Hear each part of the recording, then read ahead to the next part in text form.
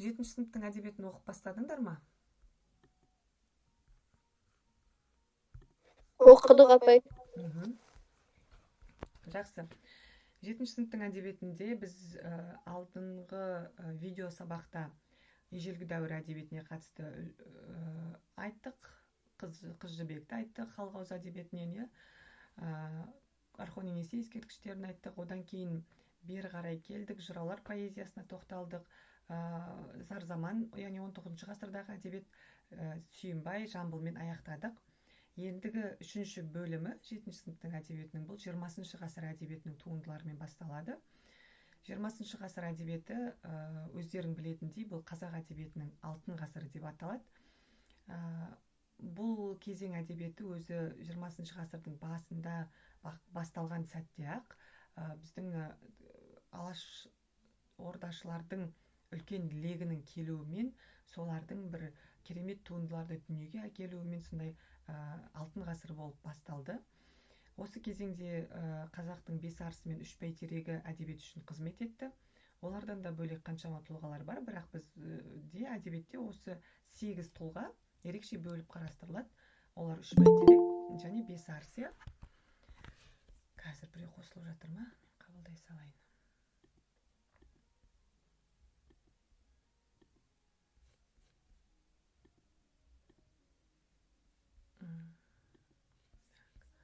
Сонымен үш бәйтерек дегеніміз кім еді? Бұлар Сәкен, Бейімбет және Ілияс. Олардың үш бәйтерек аталу себебі бір жылы дүниеге келіп, бір жылы дүниеден озды. 1894-1938 жылдар аралығында өмір сүргендер. Олардан бөлек бес арыс бар. Бұлар 1988 жылы бірге ақталған бес тұлға, сондықтан да бұларды бес арыс деп бөліп қарастырады.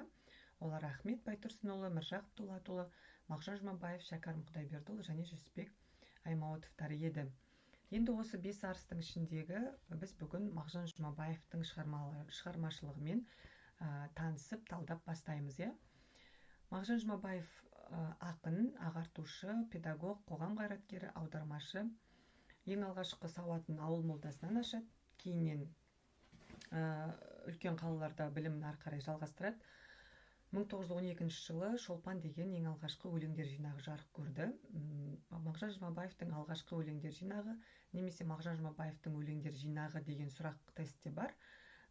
Соған Шолпан деген жинағы бар екенін жаттап аламыз. Одан бөлек педагогика, бастауыш мектептегі ана тілін оқыту жайы, сауатты бол деген сияқты еңбектері бар. Яғни Мағжан өзінің ақындығынан бөлек нақты мына баланы оқыту, педагогика деген салада көп қызмет еткен тұлға. Оның Шолпанның күнәсі деген әңгімесі проза саласындағы сол кезең үшін тың жаңалық болды. Өйткені қазақ әйелінің тұлғасын мүлдем басқа қырынан ашып көрсетуі, қазақ отбасындағы осындай бір нәзік проблемаларды ашап айта алуы Мағжан Жұмабаевтың сол заманның әдебиеті үшін өте бір жаңалық болып келген дүние болды. 1929 жылы Мағжан Алқа деген ұйым құрады. Осы ұйым кейіннен оған, былайынша айтқанда, басына бәле болып жабысады.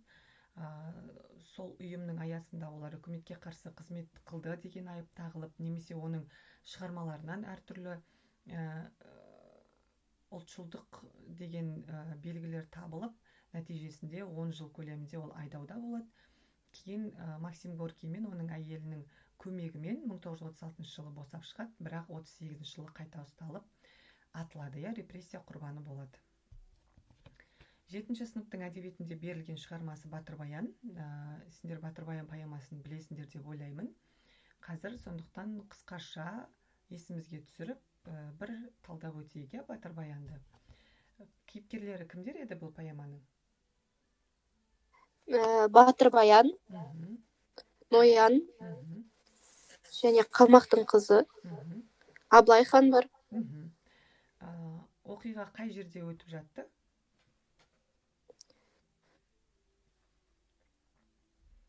Ең басында айтылады. Сыр өзені, Сарыарқаның бойында. Сарыарқа, Көкшетау жақта, Қандай тарихи оқиғамен басталады поэма? Баянның Ноянға қатысты негізгі оқиғасына дейін қазақ тарихында орын алып жатқан қандай кезеңді айтумен басталады?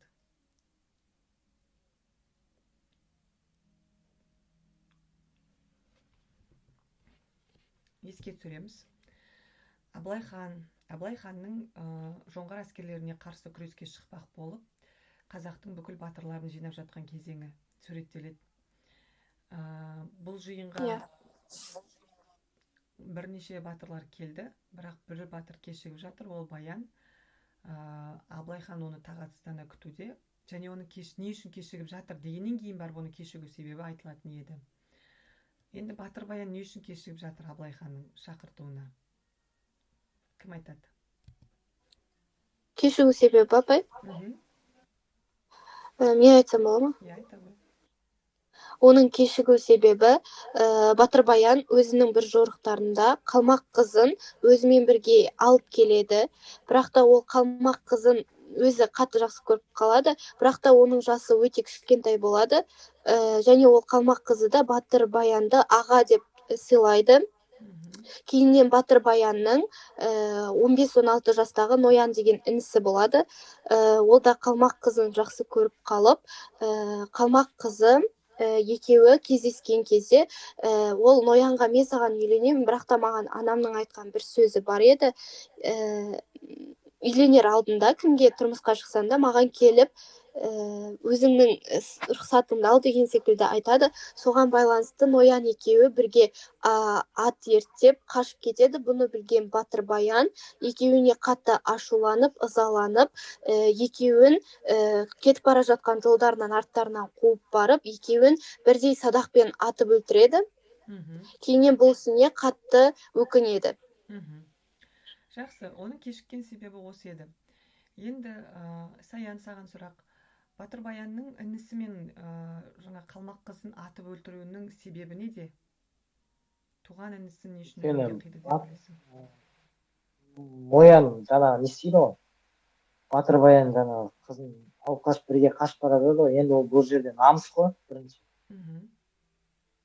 Сол үшін намыс үшін өлтірді ғой. Не үшін намыстанады? Қызын тартып алған үшін бе?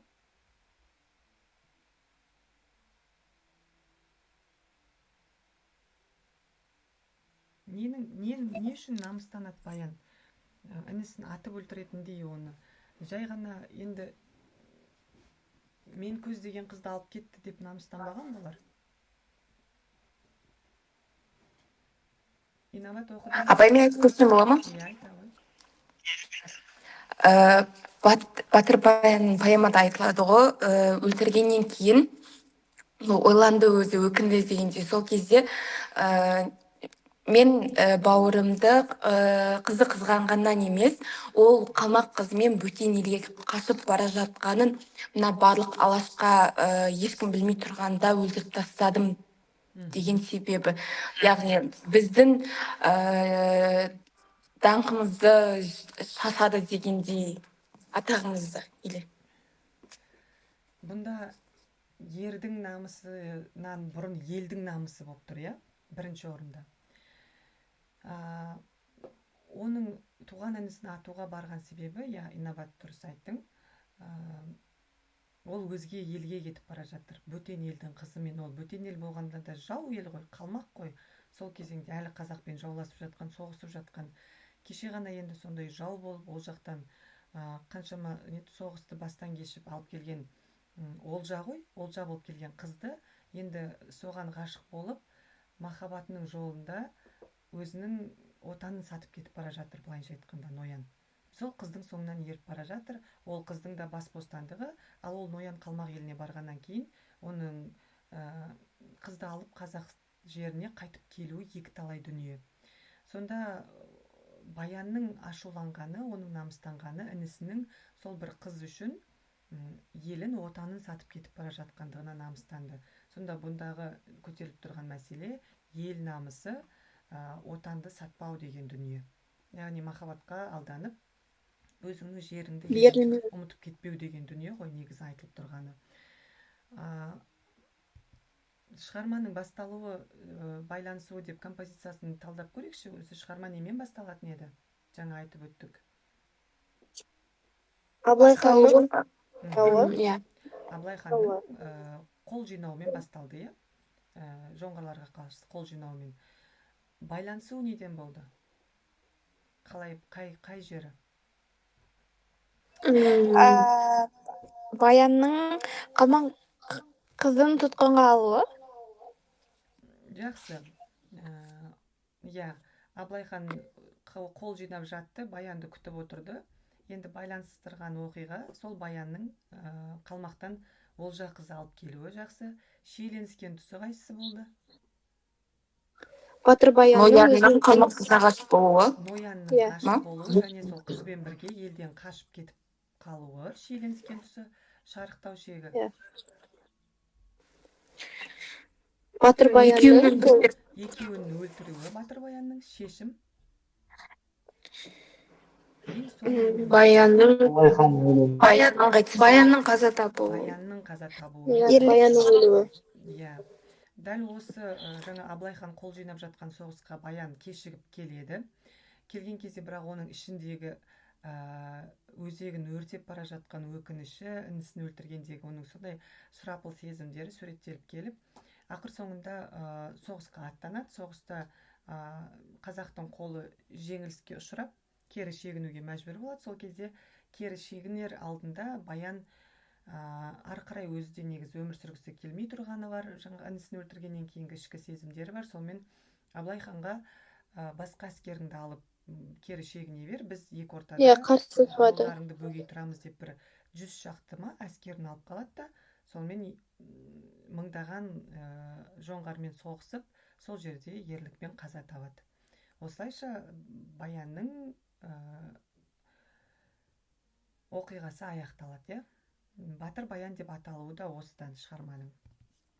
Жақсы. Енді Батыр Баянға қатысты қандай сұрақ келуі мүмкін тестте?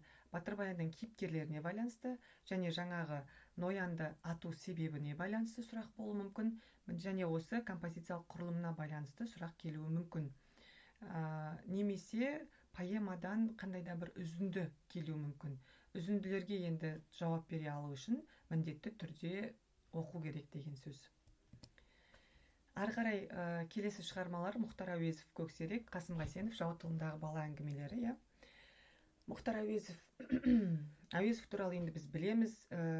Ол жазушы, ғалым, драматург, қоғам қайраткері, тұңғыш театр ұйымдастырушысы, яғни Қазақстандағы ең алғашқы ашылған театрдың ең бірінші қойған қойылымы Еңлік кебек пьесасы, иә. Оның авторы Мұхтар Әуезов болды. 1917 жылы Еңлік кебекті жазып, ең алғаш Ойқұдықта сахналайды. Ойқұдық деген Абайдың жары Әйгерімнің отырған жері болды. Сол Әйгерімнің бір отауында осы ең алғаш Еңлік кебек пьесасы қойылады екен. Ал Еңлік кебек поэмасының өзін сендер жазылу тарихын білесіңдер ғой. Шәкәрімге Абайдың тапсырмасымен қалай жазылғандығын, Абай жолын оқу барысында біз оны айтқан болатынбыз. Мұхтар Әуезов өзі кішкентай кезінде атасы Әуезбен бірге еріп барып, Абаймен жүздесіп, оның батасын алған екен. Әуезовтің ең алғашқы пьесасы деген сұрақ келсе, немесе ең алғашқы драмалық шығармасы Еңлік кебек. Қазақ театры алғаш сахналанған пьеса Еңлік кебек, еске сақтап аламыз. Осындай сұрақтар болады тестте. Әуезовтің тұңғыш көркем әңгімесі бұл Қорғансыздың күні. Тұңғыш мақаласы Адамдық негізі әйел. Тұңғыш пьесасы Еңлік кебек, басты еңбегі Абай жолы. Дәл осы информацияны жаттап аламыз. Бұлардың бәрі тестте сұрақ түрінде келеді. Мұхтар Әуезов өзі абайтану деген ғылымның негізін қалаушы. Оның Абай жолы роман эпопеясы 116 өзге тілге аударылған. 200 томдық әлем әдебиетінің кітапханасында 2 томға ие болған 9 жазушының қатарында дейді. Бұл енді Әуезовтің кереметтігін білдіретін ақпарат қой. Бүкіл әлем әдебиеті бойынша 200 томдық жинақ бар екен. Соны 200 томның ішінде 2 томы Әуезовтің шығармаларына берілген. Сонда 2 томға ие болған 9-ақ жазушы бар әлем бойынша. Сол 9 жазушының қатарында екен Мұхтар Әуезов. Енді 7-ші сыныпта берілген повесі оның Көксерек. көксеректің кейіпкерлері біз білеміз иә, Құрмаш, Қасен, әжесі, көксерек және Аққасқа бар. Аққасқаның иесі бар. Иесі Қасен ғой, Аққасқаның иесі иә. Дәл осы негізгі басты кейіпкерлердің арасында болатын оқиғалар. Қазір қысқаша айтайық, көксерек әңгімесінің тоже композициясы немен басталды? Байланысу, шиеленісу, шарықтау шегі және шешімі. Кім айтады, кім оқыды? Бастай береміз. Көксерек әңгімесі немен басталатын еді? Ауыл маңындағы үңгірден басталады. Соның ішінде 2 қасқыр мен 7 бөлтірігі өмір сүреді. Сосын адамдар келіп оның 5 бөлтірігін атып, екеуін алып кетеді. жоқ, біреуін алып кетеді. Соңғы кішкентайын. Ең кішкентайын алып кетеді. Жақсы. Демек оқиғаның басталуы үңгірдегі адамдардың қасқырдың апанына келіп, ойран жасауы иә, оларды өлтіріп, бала шағасын қырып жойып, біреуін өздерімен бірге алып кету. Оқиға осылай басталады. Оқиғаның дәл бұлай басталып тұрғанның өзінде негізі автордың ұстанымы, автордың арғы айтпақ ойы жатқан сияқты. Яғни адам өзі бастап тиісті табиғатқа, өзімен өзі өмір сүріп жатқан. Содан кейін өзін сол табиғаттан қастандық көрді деген ойға алып келетін сияқты иә. Жарайды, күшікті алып кетті. Оқиға қалай байланысты ары қарай? Жаңағы Құрмаш ауылда асырайды ғой оны. Оны асырайды жаңағы. Барлық қамқорлығын көрсетеді. Жақсы. Құрмаштың асырап алуы, оның өсуі иә, көксеректің сол Құрмаштың емделуі, өсуі. Шиеленісуі. Одан кейін көксерек үлкен болып, жаңағы ауылдың малдарына, иттеріне шабуыл жасағаны ма? Иә, сол шабуыл жасай бастаған сәтінен оқиға шиеленісе бастайды ғой, өйткені көксерек уже өзгере бастады да, ол кезде ол өзінің кәдімгі табиғи негізіне тарта бастады, уже қасқырлығына баса бастады деген сөз. Шарықтау шегі ше?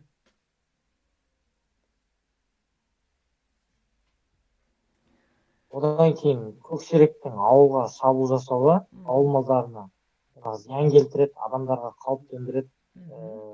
Одан кейін Құрмашқа шабуыл жасайды. Құрмашты өлтіреді. Құрмашты өлтіруі иә. Бұл оқиғаның шарықтау шегі. Құрмашты негізі көксерек қауып өлтірмейді. Құрмаш өзі жүрегі жарылып өліп қалады қорыққаннан. Бірақ сол өлгеннен кейін барып оны тістеп жұлып кететіні бар көксеректің иә.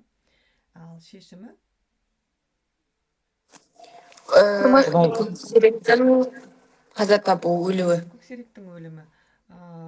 Көксеректі қалай өлтірді ауыл адамдар? Қалай ұстады? Негізінен барлығы ауыл ақсақалдары қолдарына қаруларын алып, көксеректі іздеп шығады. Негізінен көксерек Аққасқамен төбелескен кезде өліп қалады. Өліп қалады, одан кейін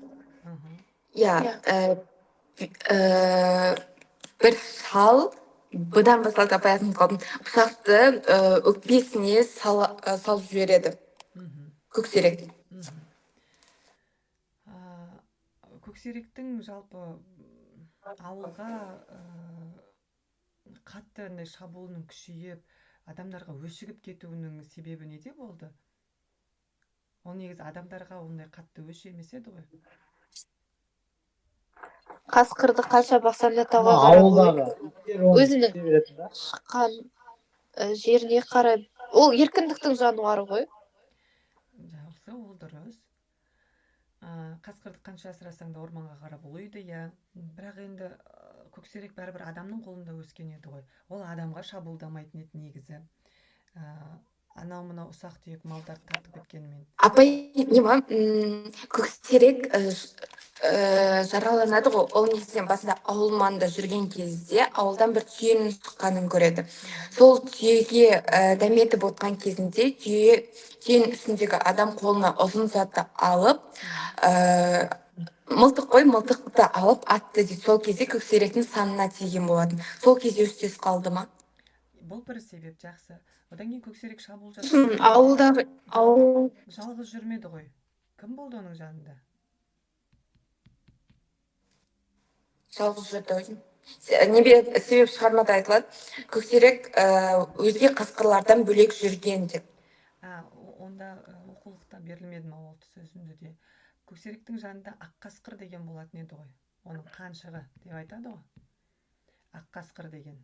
Сонымен екеуі махаббат болып бірге жүреді қаншама уақыт, шабуыл жасаған кезде де бірге шабуылдап. Одан кейін ақ қасқыр күшіктерді дүниеге алып келеді. Бірақ тура бас тапқаны көксеректің өзінің бауырларын өлтіріп кеткендей, олардың да солай үйін тауып алып, апандарын, адамдар күшіктерін тоже біреуін қалдырмай өлтіріп кетеді. Сосын ақ қасқырды да, яғни өзімен бірге жүрген серігі ақ қасқырды да адамдар атып өлтіреді. Одан кейін өзін аяғынан жаралайды. Сонда осындай себептердің әсерімен де көксеректің жалпы екі аяқтыларға деген ашуы қатты болып кетеді. Сосын құрмашқа да өзін асыраған құрмашқа шабуылдайтындай деңгейге жетеді. Сонда негізі бұл әңгіменің идеясына келген кезде біз екі жақты көзқарасты ұстануымыз керек. Тестте де осы әңгіменің идеясына қатысты сұрақтар келіп қалатын болса да, біз осыны білуіміз керек. Мен жаңада айттым, оқиға басталған кезден адам өзі табиғатқа қастандық жасап бастады. Сол анау табиғатқа қастандық жасамау деген идея да бар негізі мұнда. Көксерек әңгімесінің идеялары деген сұрақ болуы мүмкін да, бірнеше жауаптық. Сонда соның біреуі дәл осы бола алады. Яғни табиғатқа қастандық жасамау. Мұнда негізгі бұлай оқиғаның барысы қасқырдың адамға шабуылымен сипатталып тұрған сияқты болғанмен де, негізі адамдардың да сол қасқырларға жасаған қаншама қиянаты бар екендігін Әуезов жазған. Біз соны көріп талдай білуіміз керек, Демек, бір идеяны біз осы жерден шығара алады екенбіз әңгімеге қатысты. Ал енді одан бөлек жаңа өздерің айтқан қасқырды қанша асырасаң да орманға қарап ұлиды деген сияқты дүниелер, олар да бұл шығарманың идеясы бола алады. Адам табиғатты толықтай өзіне бағындыра алмайды деген нәрсе ғой. Адамның да ырқына көнбейтін, бағынбайтын табиғаттың бір бөлшектері бар дегенді айтып тұр, Енді, жақсы. Біз білуіміз керек осы сол көксерек әңгімесінде кейбір детальдарды, көксеректің, құрмаштың әжесінің айтатын сөздері бар, оларда тестте сұрақ болып келеді. Сосын ақ қасқаға байланысты сұрақтар келуі мүмкін. Сол оқулықтағы сол ақ қасқаның суреттелетін жері, көксерек екеуінің шайқасы, ақ қасқаның иесі туралы айтылатыны, көксеректің бала кезіндегі таяқ жейтін сәттері, осындай моменттеріне дұрыстап мән беріп оқып алуымыз керек, бір бүйтіп шолып, чтобы тестте есімізге түсетіндей, жауабын қараған кезде бірден. Келесі шығарма бұл Қасым Қайсеновтың «Жау тылындағы бала» деген шығармасы. Қасым Қайсенов өзі Екінші дүниежүзілік соғыстың ардагері, атақты партизан, майдангер жазушы, халық қаһарманы. Оның енді өзі партизан болғандықтан, соған қатысты, соғыс жылдарына қатысты жас партизандар, жау тылындағы бала, балдай тәтті балалық шақ деген туындылары бар. Оның шығармалары орыс және украин тілдеріне аударылған. Жау тылындағы бала әңгімесінің кейіпкерлері, идеясы, тарихи құндылығы, осы дүниелерге қысқаша тоқталып өтсек, кейіпкерлері кім еді, Саян? Оқыдың ба жау тылындағы баланы? Басты кейіпкері кім? Қосалқы кейіпкерлер кімдер? Абай біз айтайық. Саян оқымаған сияқты, ал қыздар айтамыз. Серік, Борис, Серіктің анасы Жамал, одан кейін Бористің анасы Анна Ивановна. Серіктің әкесі Жомарт бар. Серіктің әкесі Жомарт, анасы өзі Анна Ивановна кімнің анасы? Бористің анасы. Бористің анасы, Борис деген Серіктің досы. Тамара деген кейін бір сатқын әйел бар. Тамара деген сатқын әйел бар. Жақсы. Анна Ивановна мен Серік қандай жағдайда жолығып қалатын еді? Серіктің анасы жараланған кезде.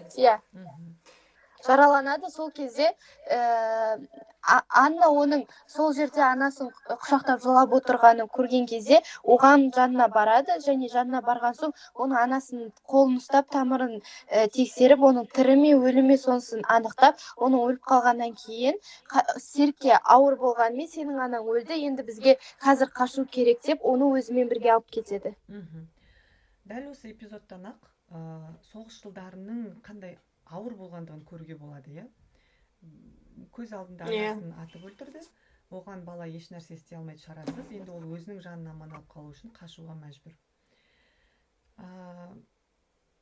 Серіктің әкесі қайда? Анасы екеуі қашып келе жатқанда. Серіктің әкесі оқиғаның барысында, яғни үй ішінде сипатталады, оған қоңырау шалынады әкесіне. Сол кезде әкесі айтады, осы біздің шекарадан фашистер өтіп кетті, бізге енді қауіп төніп тұр деп. Олардың ауданы сол шекарадан 40 шақырымдай жер, жоқ 40 минуттық сондай жер, өте жақын. Сондықтан да әкелері қатты соғыстың дабылы соғылғаннан кейін қатты асығып шығып кетеді. Ал Серік пен анасын басқа адамдар келіп, оларды басқа жерге көшіру мақсатында алып кетеді. Өйткені дәл сол жерге жау бомбадан лақтырып жатыр, иә. Атқылап жатыр, самолеттардан бомба лақтырып жатыр дегендей. Анна Ивановнамен бірге қашқаннан кейін ары қарай Серіктің өмірінде қандай оқиғалар орын алды? Олар қашқаннан кейін Анна Ивановнаның өзінің туған жеріне барады. Ол жерде де немістер бар. Кейін үйіне бармай ма?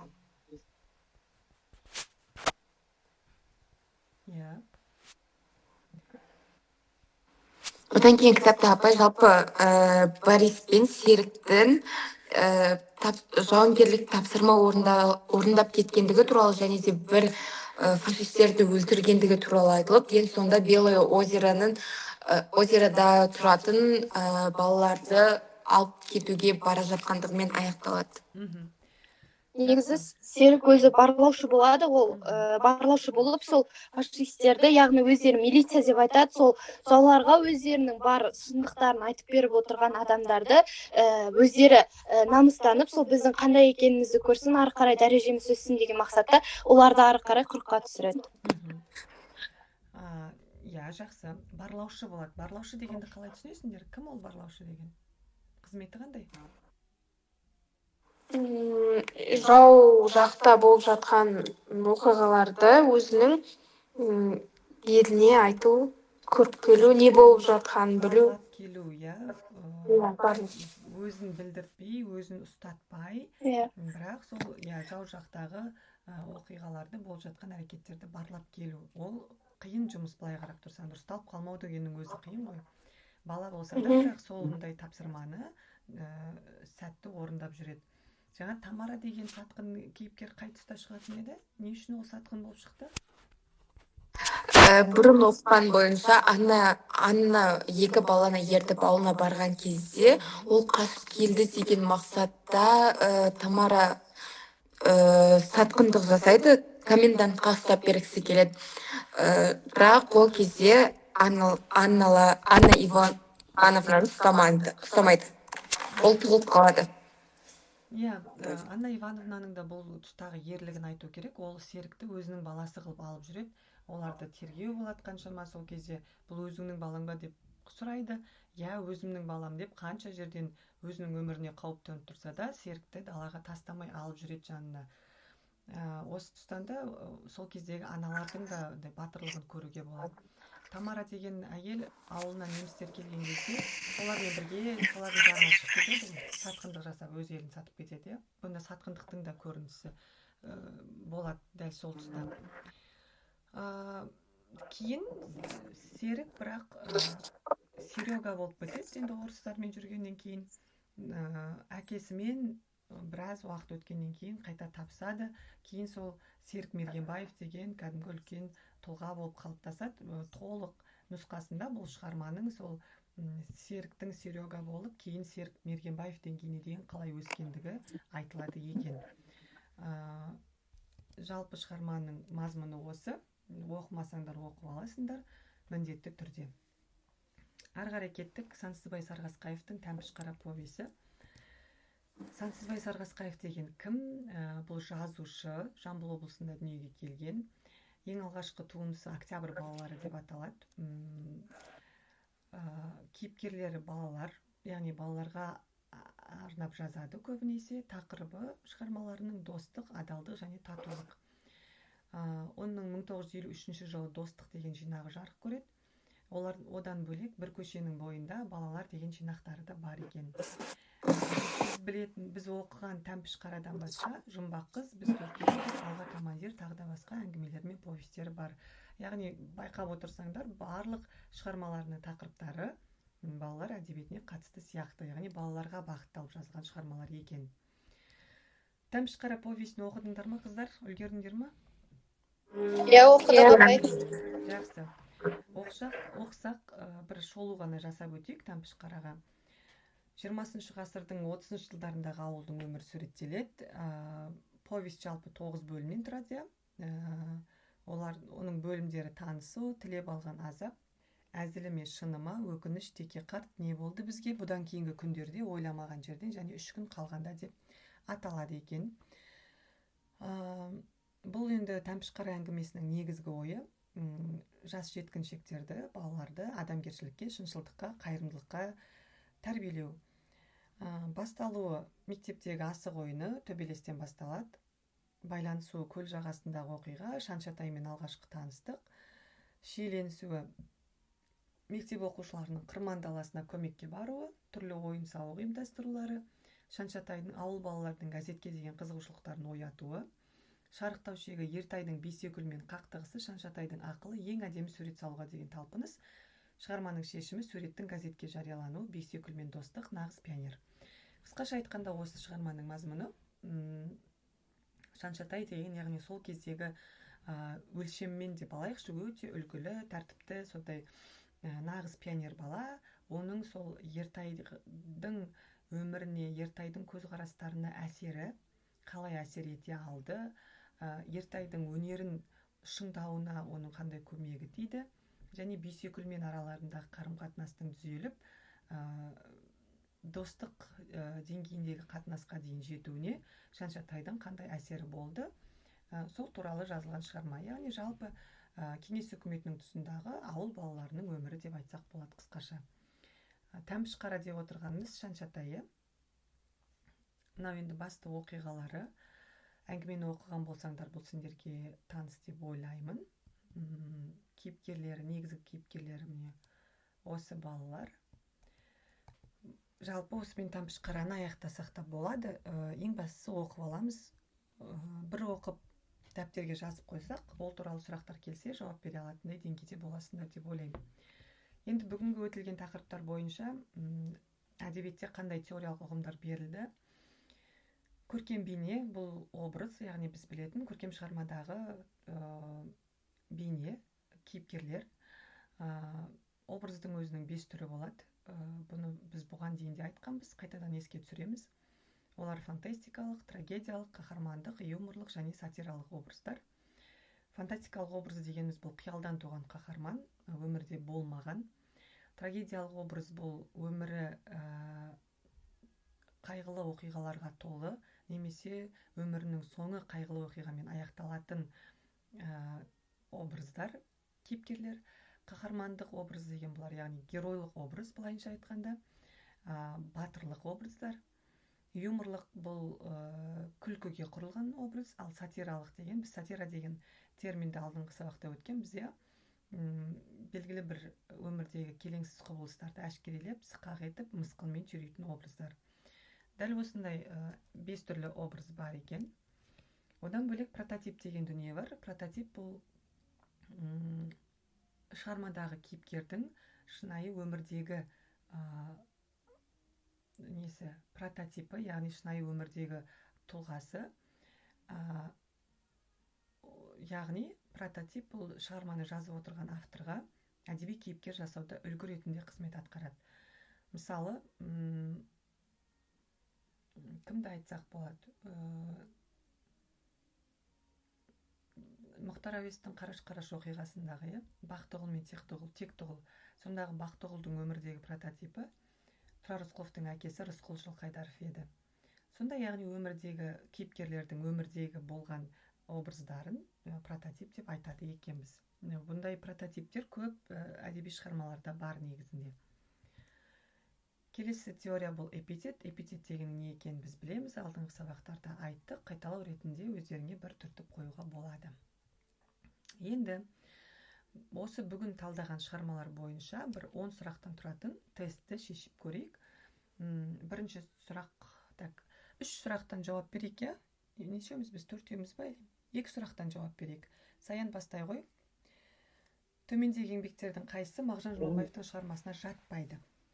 Көксерек жатпайды Мұхтар әуезовтікі. Өткен әуезовтікі жақсы. Екінші сұрақ. Қуарғанай неңді алып ем, Қуарғанай кімдікі? Қай кейіпкердің сөзі? Көксерек. Көксерек. Кімнің сөзі? Әжесі. Құрмаштың әжесінің сөзі. Жақсы. Келесі сұрақ, Инабат. Қай жазушының шығармаларында басым көпшілігі соғыс тақырыбына, соғыс кезіндегі балалар тағдырына арналған? Қасым Қайсенов. Жақсы. Тағы бір сұрақты оқи ғой. Заттың құбылысын айрықша эпитет. Бұл эпитет. Жақсы. Келесі сұрақ, Аяулым. Киім-кешек, бағалы заттар салуға арналған үлкен сандық қобдиша. Батыр Баян поэмасындағы бас қаһарман Баян үшін ең бірінші кезекте не маңызды болды деп ойлайсыңдар? Алты алаштың намысы. Келесі, екінші Аяулым бар ма? Жоқ, апай шығып кетті. Кетті ма? Ақерке бар ма? Иә. Оқиға. Жетінші сұрақ папай. Иә. Аталған шығармалардың қайсы Мұхтар әуезовтің еңбегі емес?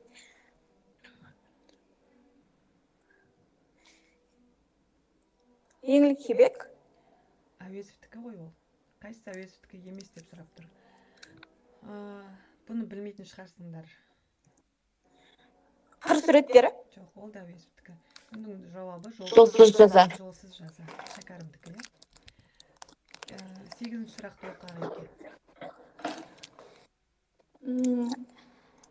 Жау тылындағы бала әңгімесінің қандай тарихи оқиға арқауы болған?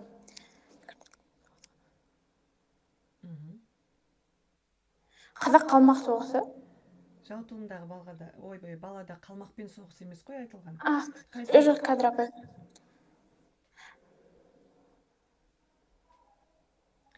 Екінші дүниежүзілік соғыс, иә? Екінші дүниежүзілік соғыс. 9-ші сұрақ, Саян. Оқиын ба? Келесі түстінде сылағындай қарақоңырады май жаққан жел суреттері біреумен білгілі еді. Оншама бейшамдамыз күннің портреті. Ол тәмші қара повесіндегі шаншапайды. Дұрыс. Соңғы сұрақты да оқи ғой, Саян. Автор шығармасының негізгі кейіпкеріне айналған өмірде болған адамда әдебиет үрдісін қалай атайды? Прототип деп атайды. Жақсы. Болды осымен. Сұрақ бар ма бүгінгі өткен шығармаларға қатысты? Жоқ, апай. Жақсы, сұрақ жоқ болса, келесі аптаға үйге тапсырма. Қазір 1 минут.